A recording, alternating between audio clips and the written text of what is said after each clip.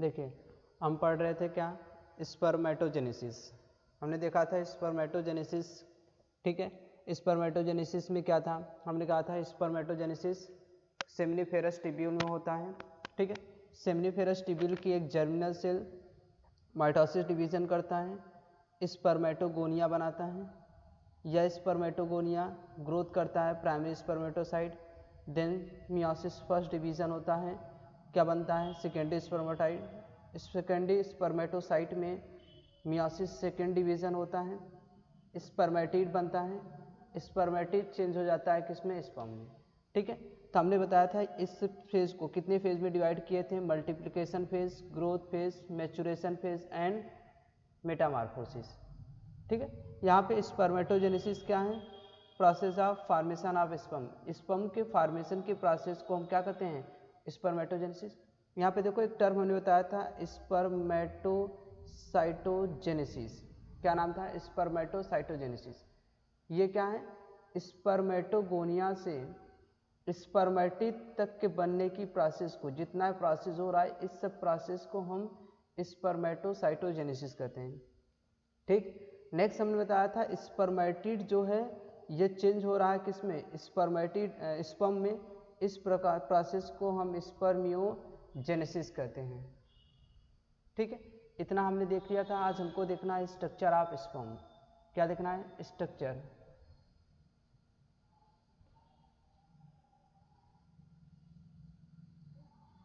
Structure of sperm, ठीक है। Sperm का स्ट्रक्चर देखना है, एक मिनट देखो।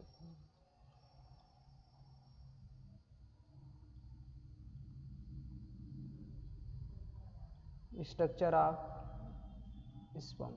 देखो स्पर्म के पास कितने स्ट्रक्चर हैं। सबसे पहले देखो स्पर्म के पास ये देखो रीजन क्या है, इतना पूरा का यही हेड है, ये पूरा का पूरा पार्ट यहाँ से यहाँ तक के रीजन, ये क्या है, मिडिल पीस है, नहीं दिखा ना, एक मिनट। ये पूरा कौन सा पार्ट है, मिडिल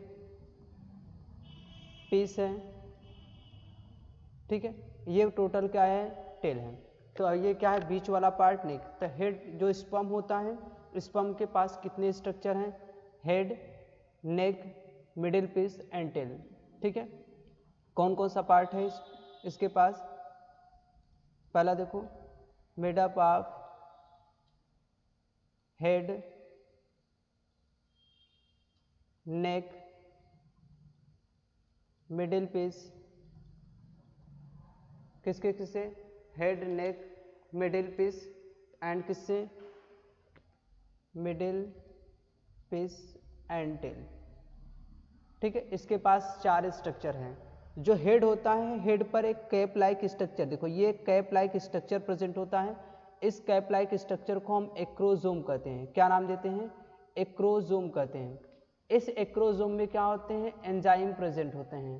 क्या प्रेजेंट होता है, एंजाइम प्रेजेंट होता है। यह एंजाइम जो ओवम होता है, ओवम की जो मेम्ब्रेन होती है उस मेम्ब्रेन को पेंट्रेट करने में हेल्प करता है, ठीक है। जो एक्रोजोम होता है यह मॉडिफाइड किसका होता है, किसका बना होता है, मॉडिफाइड ऑफ गाल्गी बॉडी। ये किसका, गाल्गी बॉडी का क्या होता है, मॉडिफाइड होता है, ठीक है। जो गाल्गी बॉडी होता है वही मॉडिफाइड होकर किसका फॉर्मेशन करता है, एक्रोजन। कहाँ प्रेजेंट होता है, जो हेड है, हेड के पर कैप लाइक स्ट्रक्चर होता है जिसमें डिफरेंट टाइप की एंजाइम प्रेजेंट होता है। वह एंजाइम ओवम की मेम्ब्रेन को पेंट्रेट करने में हेल्प करता है। इस पूरे को पूरा देखो एक प्लाज्मा मेम्ब्रेन द्वारा ये क्या है, कवर है। उसके बाद देखो जो ये बीच वाला हेड पार्ट है, हेड पार्ट का ये जो पूरा रीजन है इसमें क्या होता है, न्यूक्लियस होता है। क्या होता है, न्यूक्लियस होता है। न्यूक्लियस कैसा होता है, इसका हेप्लॉइड होता है। कैसा होता है, हेप्लॉइड होता है। हमने कहा मियोसिस डिवीजन पढ़े थे कि मियोसिस डिवीजन करके बना है, तो इसका न्यूक्लियस हेप्लॉइड होता है। और न्यूक्लियस है, न्यूक्लियस में क्या होगा, जेनेटिक मटेरियल क्रोमोसोम प्रेजेंट होगा, ठीक है। इसी के पास इसी में यहाँ पर क्या होता है, इसी के पास क्या होता है, सेंट्रियोल भी प्रेजेंट होता है। कौन सा, सेंट्रियोल्स भी पाई जाती है। सेंट्रियोल का काम होता है जब क्या होता है एनाफेज आता है, एनाफेज में क्रोमोसोम को डिवाइड करने का काम करता है, ठीक है। तो सेंट्रियोल क्या होता है, न्यूक्लियस में हेड में प्रेजेंट होता है। देन ये मिडिल पीस है, मिडिल पीस में देखो ये माइटोकॉन्ड्रिया अरेंज है, ये क्या है माइटोकॉन्ड्रिया प्रेजेंट है। जो माइटोकॉन्ड्रिया स्पर्म की मूवमेंट के लिए क्या होता है, जब मूव करता है उसके लिए क्या करता है, ये एनर्जी प्रोवाइड करता है इसको, ठीक है। और इसका जो माइटोकॉन्ड्रिया है जो इसमें पाया गया है, जो माइटोकॉन्ड्रिया देखो अरेंजमेंट कुछ स्पेशल टाइप का दिख रहा है कि नहीं, देखो माइटोकॉन्ड्रिया की जो अरेंजमेंट है मिडिल पीस में कुछ स्पेशल टाइप की दिख रही है कि नहीं। इसके अरेंजमेंट को हम क्या नाम देते हैं, arrangement of mitochondria, of mitochondria.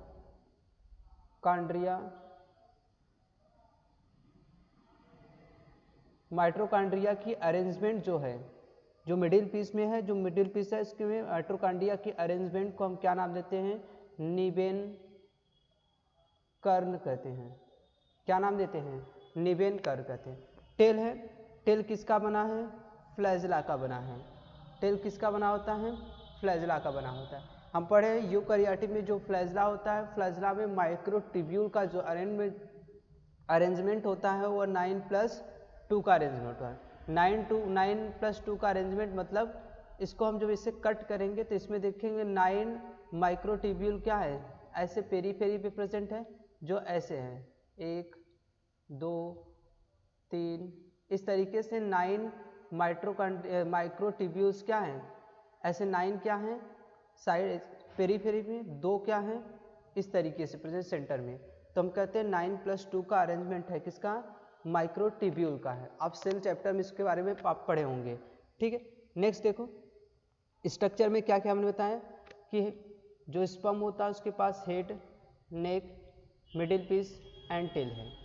Head के पास न्यूक्लियस है एंड ऊपर कैप लाइक स्ट्रक्चर है जो गाल्गी बॉडी का मॉडिफाइड है, जिसमें डिफरेंट टाइप की एंजाइम प्रेजेंट होता है जो ओवम की मेम्ब्रेन को पेंट्रेट करने का काम करता है। न्यूक्लियस हैप्लॉइड होता है जिनमें जेनेटिक मटेरियल प्रेजेंट है। इसी के पास हेड में क्या होता है, सेंट्रियोल प्रेजेंट होता है जो क्रोमोसोम को डिवाइड करने में हेल्प करता है। नेक है, next middle piece, middle piece में माइटोकॉन्ड्रिया प्रेजेंट है। माइटोकॉन्ड्रिया की अरेंजमेंट को हम क्या नाम देते हैं, नीबेन कर्न, ठीक है। टेल है, टेल किसका बना है, फ्लैजेला, और ये किस में हेल्प करता है, मूवमेंट में। फ्लैजेला में माइक्रोट्यूब्यूल का अरेंजमेंट 9+2 है, ठीक है। नेक्स्ट देखो ये तो हमने क्या देखा, स्पर्म, ठीक है। अब ध्यान से देखो दूसरा सीमेन, ठीक है। स्पर्मेटोजेनेसिस हमने पूरा देखा कि स्पर्म। अब देखो सीमेन का फॉर्मेशन कैसे होता है। सीमेन जो है वह क्या है, कलेक्शन ऑफ, सीमेन जो है वो क्या है, कलेक्शन ऑफ, किसका किसका कलेक्शन है, यह कलेक्शन है, पहला ग्लैंड कौन सा हमने पढ़े थे, कौन सा, सेमाइनल वेसिकल,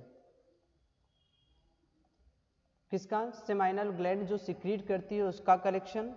दूसरी ग्लैंड हमने क्या पढ़ा था, प्रोस्टेट ग्लैंड, कौन सा, प्रोस्टेट ग्लैंड, प्रोस्टेट ग्लैंड का क्या है, कलेक्शन। देन कौन सा ग्लैंड पढ़े हमने, बल्बो यूरेथ्रल ग्लैंड, कौन सा, बल्बो यूरेथ्रल ग्लैंड का कलेक्शन, प्लस और क्या होना चाहिए, स्पर्म, और क्या होना चाहिए, स्पर्म। इन सभी को एक साथ में सेमाइना वेसिकस का सिक्रीशन का कलेक्शन, प्रोस्टेट ग्लैंड के सिक्रीशन का कलेक्शन, बल्बोरेथ्रल ग्लैंड के सिक्रीशन का कलेक्शन प्लस स्पर्म, सबको एक साथ में हम क्या कहते हैं, सीमेन टर्म यूज करते हैं। तो सीमेन किसका किसका बना है, सेमाइना वेसिकस के सिक्रीशन का, प्रोस्टेट ग्लैंड के सिक्रीशन का, बल्बोरेथ्रल ग्लैंड के सिक्रीशन का, साथ साथ में और किसका, स्पर्म से, इतना है, ठीक है। और एक क्वाइटस में जब क्या होता है, क्वाइटस होता है तो एक क्वाइटस में जो सीमेन इजाकुलेट होता है उस सीमेन में लगभग 200 से 300 मिलियन स्पर्म प्रेजेंट होते हैं। क्या होते हैं, 200 से 300 मिलियन क्या होते हैं, स्पर्म प्रेजेंट होता है, वन क्वाइटस में क्या होता है 200 से 300 मिलियन स्पर्म प्रेजेंट होता है। इसमें से क्या होता है जो ये प्रेजेंट है 200 से 300 मिलियन स्पर्म है, इसमें से 60% क्या होता है, सॉरी 60% क्या होता है नॉर्मल होता है, सॉरी 9 लिख रहे हैं, क्या है क्यों हम वही लिख रहे हैं, ठीक है 60% क्या होता है नॉर्मल,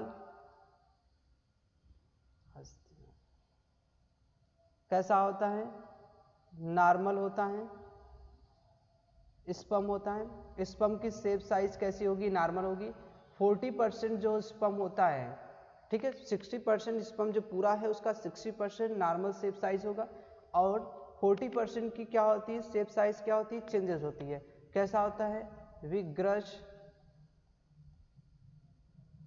मोटिलिटी होती है, ठीक है 40% की शेप साइज क्या होती है एबनॉर्मल होती है और 60% की क्या होती है नॉर्मल होती है, ठीक है। कुछ टर्म और देख लो, कभी कभी सीमेन में क्या होता है, सीमेन में क्या होता है कभी कभी क्या होता है ब्लड प्रेजेंट होता है। जब सीमेन में क्या होता है ब्लड प्रेजेंट होता है तो उस कंडीशन को हम क्या नाम देते हैं, उस कंडीशन को हम हीमोस्पर्मिया कहते हैं। क्या नाम देते हैं हीमोस्पर्मिया, हीमोस्पर्मिया कहते हैं। जब सीमेन में क्या हो ब्लड प्रेजेंट होता है उस कंडीशन को हम क्या नाम देते हैं हीमोस्पर्मिया कहते हैं।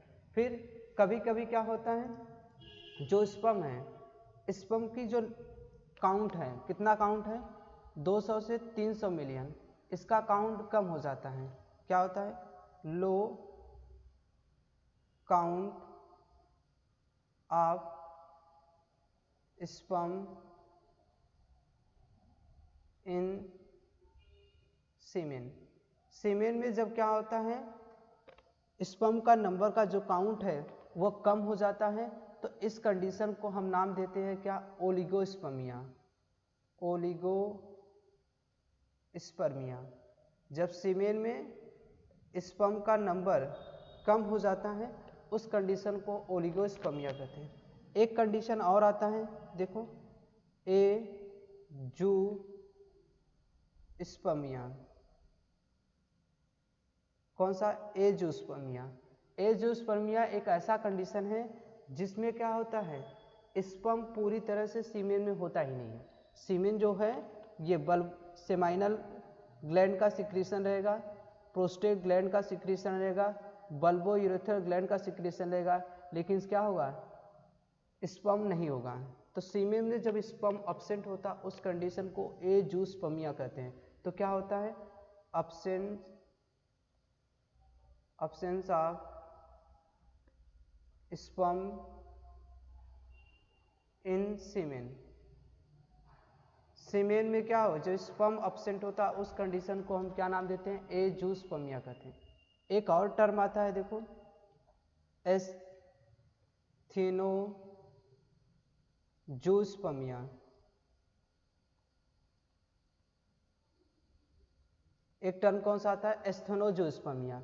एस्थेनोजूस्पर्मिया क्या है, जब क्या होता है स्पर्म पूरी तरह से जितना नॉर्मल काउंट होता है 200 से 300 मिलियन स्पर्म हो लेकिन स्पर्म की मोटिलिटी ही ना हो, स्पर्म मूव ही ना करे। जब स्पर्म मूव नहीं कर रहा है तो उस कंडीशन को एस्थेनोजूस्पर्मिया कहते हैं। तो क्या हो रहा है इस कंडीशन में absence of sperm motility, sperm motility. जब स्पर्म की मोटिलिटी क्या हो एब्सेंट हो जाए उस कंडीशन को हम क्या नाम दे देते हैं एस्थेनोजूस्पर्मिया। एक टर्म और देख लीजिए कौन सा टेरेटोजूस्पर्मिया। कौन सा टेरेटोजूस्पर्मिया। टेरेटोजूस्पर्मिया क्या है इस कंडीशन समझो, जब क्या हो जो सीमेन हो सीमेन में स्पर्म का नंबर जो क्या हो अधिक हो जाए एबनॉर्मल नंबर, जैसे एबनॉर्मलिटी कितना है केवल यहाँ पे देखो 40% है कि नहीं, और नॉर्मल कितने हैं 60% है। तो यहाँ पे क्या हो 40% से बढ़ जाए, एबनॉर्मलिटी क्या हो बढ़ जाए, उस कंडीशन को हम क्या कहते हैं टेरिटोजूस्पर्मिया। ठीक है, टेरिटोजूस्पर्मिया क्या होता है, कहेंगे large number of abnormal sperm in semen. Semen में जो एबनॉर्मल स्पर्म प्रेजेंट है उसका नंबर क्या हो बढ़ जाए, उस कंडीशन को हम क्या कहते हैं टेरिटोजूस्पर्मिया। ठीक है, नेक्स्ट हम देखते हैं कौन सा, पहला हमने देख लिया है गैमेटोजेनेसिस पढ़ रहे थे कि नहीं। गैमेटोजेनेसिस हमने देखा था, पहला स्पर्म के फॉर्मेशन को स्पर्मेटोजेनेसिस कहते हैं, ओवम के फॉर्मेशन के प्रोसेस को हम oogenesis कहते हैं। ठीक है, नेक्स्ट हमको देखना है कौन सा oogenesis। कौन सा देखना है oogenesis। ठीक है, oogenesis क्या है, हम कहते हैं प्रोसेस क्या है फॉर्मेशन ऑफ स्पर्म।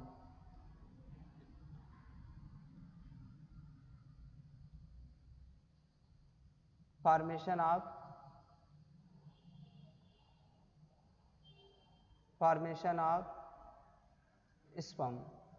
स्पर्म के क्या कहते हैं, ओवम के बनने के प्रोसेस को हम क्या कहते हैं फॉर्मेशन ऑफ ओवम। ओवम के बनने के प्रोसेस को हम क्या कहते हैं oogenesis कहते हैं। कहाँ होता है, फॉर्म इन कब बनता है ओवरी। किस में बनता है ओवरी में। कब बनता है, इसका फॉर्मेशन हम थोड़ा सा अलग देखेंगे, पहले थोड़ा सा हम देख लेते हैं कैसे oogenesis होता है। ठीक है, इसके बारे में थोड़ा सा हम अलग बताएंगे। पहले देखो सेम वही, पहले क्या है, देखो सबसे पहले क्या है ओवरी हमने पढ़ा था, ओवरी के पास क्या है जर्मिनल सेल है। पहला कौन सा है जर्मिनल सेल है। जर्मिनल सेल सेम जैसे हमने स्पर्मेटोजेनेसिस पढ़ा है, सेम वही प्रोसेस पढ़ना है, केवल नाम चेंज रहेगा। ठीक है, जर्मिनल सेल सबसे पहले क्या करता है माइटोसिस डिवीजन करता है। माइटोसिस डिवीजन करेगा तो क्या बनाएगा, दो सेल का फॉर्मेशन करेगा। दोनों सेल अभी डिप्लॉयड हैं, जैसे हैं सेम वैसे बना। जो ये सेल बना है, इस सेल को जर्म सेल क्या हुआ डिवाइड किया है, माइटोसिस डिवीजन किया है, तो ये जो सेल बना है इस सेल का नाम देते हैं oogonia। वहाँ स्पर्मेटोगोनिया था, यहाँ पे क्या लिखा है oogonia है। ठीक है, अब यह oogonia ग्रोथ करेगा। ग्रोथ करके एक जो सेल बनाता है उस सेल का नाम क्या है, ग्रोथ किया तो वहाँ पे प्राइमरी स्पर्मेटोसाइट था, तो यहाँ पे क्या बनेगा प्राइमरी oocyte बनेगा। सेम नाम सब कुछ है, देखो वहाँ पे प्राइमरी स्पर्मेटोसाइट बना था, यहाँ पे प्राइमरी oocyte बना। अब ध्यान से देखो, नेक्स्ट हमने कहा था प्राइमरी स्पर्मेटोसाइट में क्या हो रहा था मियोसिस डिवीजन, ऐसे ही प्राइमरी oocyte में, यहाँ प्राइमरी oocyte है कि नहीं, प्राइमरी oocyte में क्या हो रहा है मियोसिस डिवीजन फर्स्ट होगा। मियोसिस फर्स्ट होगा, मियोसिस फर्स्ट डिवीजन होगा तो यहाँ पे दो सेल बनेगा। अब थोड़ा सा डिफरेंस है, वहाँ पे दोनों सेल अलग बनता था, यहाँ पे एक सेल बहुत स्मॉल बहुत छोटा बनता है, एक सेल कैसा लार्ज बनता है। जो लार्ज सेल है, जो बड़ी सी सेल है, इसको हम सेकेंडरी क्या नाम देते हैं सेकेंडरी oocyte कहते हैं। और यहाँ पे जो पोलर बॉडी, ये जो छोटा स्मॉल सेल बना है, इसको हम क्या नाम देते हैं पोलर बॉडी कहते हैं। क्या नाम देते हैं पोलर बॉडी कहते हैं। तो देखें यहाँ पर, वहाँ पे दोनों, वहाँ पे देखो दोनों क्या बने थे वहाँ पे दोनों सेकेंडरी स्पर्मेटोसाइट बना था, यहाँ पे एक सेकेंडरी oocyte, यहाँ पे पोलर बॉडी।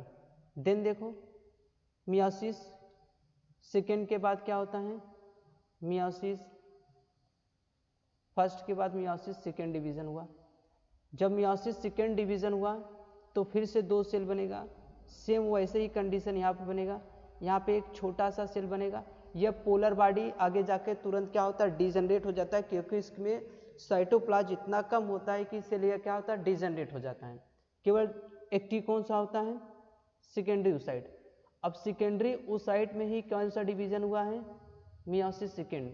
अब सेकेंडरी oocyte में मियोसिस सेकेंड डिवीजन होता है तो ये बड़ी सी जो सेल बनी है इसको oocyte कहते हैं, ठीक है। oocyte के बाद ये छोटी सी जो सेल बनी इसको हम पोलर बॉडी कहते हैं, इसको भी क्या कहते हैं, पोलर बॉडी कहते हैं। अब ये पोलर बॉडी फिर से डिजनरेट हो जाएगा, देन क्या बनता है, ओवम बनता है। तो क्या बनता है, ओवम बनता है, ठीक है। इसमें देखो कितनी प्रोसेस है टोटल। सबसे पहला प्रोसेस देखो, पहले सिंगल था, ग्रोथ किया तो कौन सा प्रोसेस हुआ, मल्टीप्लिकेशन फेज। कौन सा फेज आया पहला, मल्टीप्लिकेशन फेज हुआ, क्योंकि सिंगल था, 2 मल्टीप्लाई किया। फिर ये ग्रोथ किया, ग्रोथ किया तो कौन सा फेज हुआ, ग्रोथ फेज हुआ। कौन सा फेज है ये, ग्रोथ फेज। ग्रोथ फेज के बाद डायरेक्ट ये चेंज हो गया किसमें, डायरेक्ट किसमें चेंज हो गया, इसमें कोई मेटामार्फोसिस नहीं हो रहा है, डायरेक्ट चेंज हो रहा है। इसको हम कहते हैं मैच्योरेशन फेज। क्या नाम देते हैं, मैच्योरेशन फेज। तो देखो oogenesis में क्या किया, ओवरी का जर्मिनल सेल माइटोसिस डिवीजन किया, ओगोनिया बनाया, ओगोनिया ग्रोथ किया, प्राइमरी oocyte बनाया। प्राइमरी oocyte में मियोसिस फर्स्ट हुआ, सेकेंडरी oocyte बनाया, polar body. Polar body degenerate हो गया, secondary oocyte meiosis second division किया, oocyte बनाया और पोलर बॉडी। यहाँ भी पोलर बॉडी डिजनरेट हो गया, oocyte क्या बनाता है, ओवम। थोड़ा ओवम का स्ट्रक्चर यहाँ पे देख लो, ठीक है। ओवम का स्ट्रक्चर में ये सेल है ओवम का। ओवम के बाहर क्या होती है, एक मेम्ब्रेन और पाई जाती है। इसके बाहर एक मेम्ब्रेन, अभी कैसे मेम्ब्रेन पाई जाती है आगे हम बताएंगे। अभी हमने बोला इसके बारे में हम थोड़ा सा आपको बताएंगे कौन कौन सी मेम्ब्रेन पाई जाती है।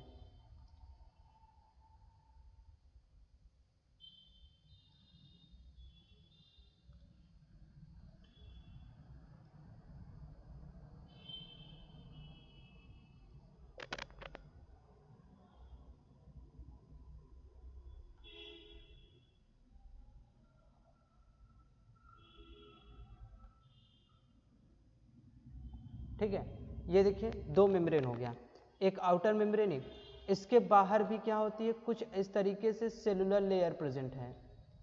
इस तरीके से क्या बहुत सारी सेल इसके चारों तरफ प्रेजेंट हैं। तो ओवम के पास 3 लेयर प्रेजेंट होता है, ठीक है। इस तरीके से क्या होते हैं, 3 लेयर प्रेजेंट होता है, ठीक है। सबसे जो पहले आउटर लेयर है, सबसे जो आउटर लेयर है ये कौन सी लेयर है, कोरोना रेडिएटा,